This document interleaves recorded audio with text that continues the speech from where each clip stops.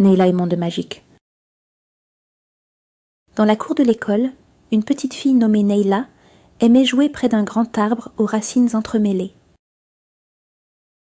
Un jour, alors qu'elle dessinait sur le sol, elle remarqua une petite ouverture entre les racines.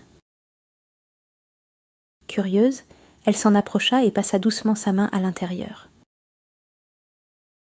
Un léger courant d'air souffla sur son visage et une douce lumière s'échappa du passage. Son cœur battait fort. Sans hésiter, elle rampa à travers l'ouverture et se retrouva de l'autre côté. Nayla ouvrit de grands yeux. Tout ressemblait à son école, mais les couleurs semblaient plus vives. L'air était plus léger, et surtout, une autre petite fille se tenait en face d'elle. Elle lui ressemblait trait pour trait, mais quelque chose était différent, un regard confiant, un sourire sûr d'elle. « Qui es-tu » demanda Nayla intriguée. « Je suis toi » répondit l'autre avec un sourire. « Mais une version de toi qui croit en elle-même, qui n'a pas peur d'apprendre et de comprendre. » Nayla n'en croyait pas ses oreilles. Elle se mit à discuter avec cette autre version d'elle-même. Elle lui donna des conseils sur la façon de mieux se concentrer, de persévérer.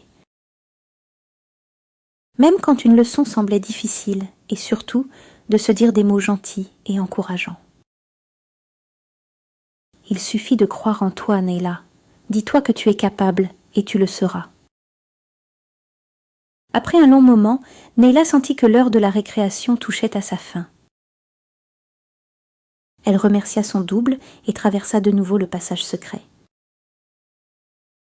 Quand elle sortit des racines du grand arbre, quelque chose avait changé.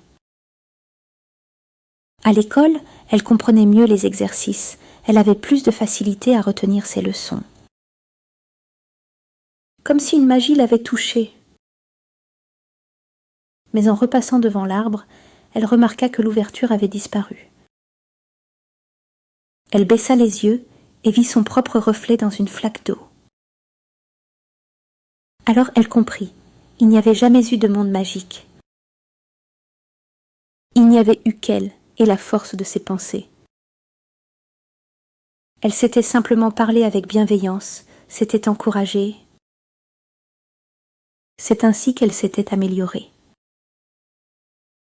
Il n'y a pas besoin de magie pour réussir. Il suffit de croire en soi, de se parler avec gentillesse et de ne jamais abandonner.